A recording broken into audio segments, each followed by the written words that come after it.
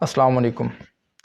دنیا میں رہتے ہوئے انسان مختلف قسم کی خواہشات کرتا ہے، لیکن کچھ خواہشات ایسی ہیں جو انسان مرنے کے بعد میدان حشر میں اللہ تعالیٰ کے سامنے کرے گا، اور ان خواہشات کو اللہ تعالیٰ نے واضح طور پر قرآن مجید میں بیان فرما دیا ہے، اور وہ 9 خواہشات ہیں جن کو اللہ تعالیٰ نے واضح طور پر بیان فرمایا ہے۔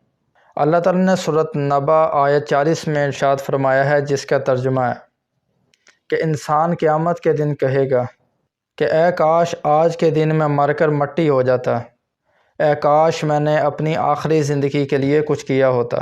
اور سورۃ الفجر میں آیت 24 میں اللہ تعالیٰ ارشاد فرماتے ہیں، جس کا ترجمہ ہے کہ اے کاش مجھے میرا نامہ اعمال نہ دیا جاتا، اے کاش میں فلاں کو دوست نہ بناتا، اے کاش میں نے اللہ اور اس کے رسول صلی اللہ علیہ وسلم کی فرمانبرداری کی ہوتی، اے کاش میں رسول صلی اللہ علیہ وسلم کا رستہ اپنا لیتا، اے کاش میں بھی ان کے ساتھ ہوتا تو بڑی کامیابی میں ہوتا، اے کاش میں نے اپنے رب کے ساتھ کسی کو شریک نہ ٹھہرایا ہوتا، اے کاش کوئی ایسی صورت ہو کہ ہم دنیا میں پھر سے واپس چلے جائیں۔ اب ہمیں چاہیے کہ ہم اپنے رب کی نشانیوں کو نہ جھٹلائیں اور ایمان لانے والے لوگوں میں شامل ہوں۔ لیکن افسوس کی بات تو یہ ہے کہ میدان حشر میں کسی بھی ایک خواہش کا پورا ہونا بالکل ناممکن سی بات ہے۔ اب آپ ایک لمحہ کے لیے یہ تصور کریں کہ آپ کے پیپر سے پہلے آپ کا جو کویسچن پیپر ہے وہ آؤٹ ہو جائے، تو آپ اس کی تیاری کے لیے کتنی محنت کریں گے؟ آپ کو اپنے اوپر 100% یقین ہوگا کہ آپ اس کو پورا سے پورا اٹیمپٹ کرنے کی کوشش کریں گے اور حاصل کر لیں گے اس کو۔ تو اسی طرح اللہ تعالیٰ نے آخرت کا پیپر آؤٹ کر دیا کہ قبر میں کون سے سوال ہوں گے اور میدان حشر میں انسان کس قسم کی خواہشات کرے گا۔ لیکن اس کے باوجود بھی ہم لوگ اپنی آخرت کی فکر کیوں نہیں کرتے؟ کس بات نے ہمیں اس چیز سے روکے رکھا ہے سوائے دنیا کے، جس کے بارے میں اللہ تعالیٰ خود ارشاد فرماتے ہیں کہ یہ دنیا دھوکے کا گھر ہے، مکڑی کا جالا ہے، یہ بالکل عارضی چیز ہے اور ایک نہ ایک دن تمہیں اس کو چھوڑ کر یہاں سے چلے جانا ہے۔ لیکن ہم انسان اس کو ہمیشہ کے لیے اپنا گھر بار سمجھ کر بیٹھے ہیں۔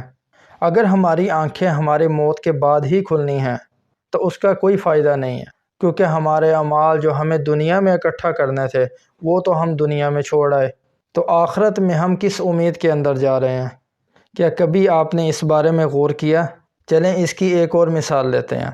آپ تصور کریں کہ آپ کو آپ کی موت سے پہلے کچھ دیر پہلے آپ کو بتایا جائے کہ آپ کی موت فلاں چیز سے فلاں جگہ پر ہونی ہے۔ مثال کے طور پر آپ کو اگر بتایا جائے کہ اگر ابھی آپ تھوڑی دیر کے بعد گھر سے باہر نکلیں اور فلاں گاڑی سے آپ کی ٹکر ہو اور آپ مر جائیں گے، تو یہ سب سن کر یقیناً دنیا کی کوئی ایسی طاقت نہیں جو آپ کو آپ کے گھر سے نکال کر باہر لے جائے۔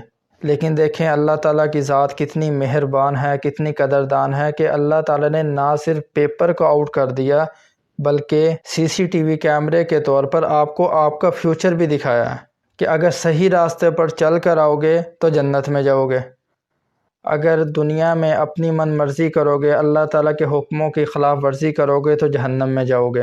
تو اللہ تعالیٰ نے تمہارے لیے جنت اور جہنم کا فیصلہ کر دیا ہے، لیکن رستہ تم نے چننا ہے کہ تمہیں کس طرف جانا ہے۔ اور اگر اس کے باوجود بھی انسان ہدایت کے رستے پر نہیں آتا اور اپنے دل کو ہدایت کے نور سے منور نہیں کرتا، تو اپنے دل پر ہاتھ رکھ کر کہیں کہ اس میں قصور کس کا ہے؟ کیا ہم انسان قیامت کے روز اللہ تعالیٰ سے شکایت کر سکتے ہیں کہ ہمیں کوئی ڈرانے والا پیغمبر نہیں آیا تھا اور اللہ کی تعلیمات ہم تک نہیں پہنچی تھیں؟ کہ ہمارے پاس اللہ تعالیٰ کا قرآن نہیں آیا تھا کہ جس کے اندر اللہ تعالیٰ نے واضح طور پر خبردار کیا تھا کہ اگر تم دنیا داری کے اندر پڑھ کر اسی طرح مر گئے تو تم اس طرح کی خواہشات کر کے ہمیشہ کے لیے افسوس کرتے رہو گے، لیکن اس کا کوئی فائدہ نہیں ہوگا۔ اس دن نہ کسی کی سفارش کام آئے گی، نہ کوئی دم، نہ کوئی دھونس اور نہ ہی کوئی بزرگ۔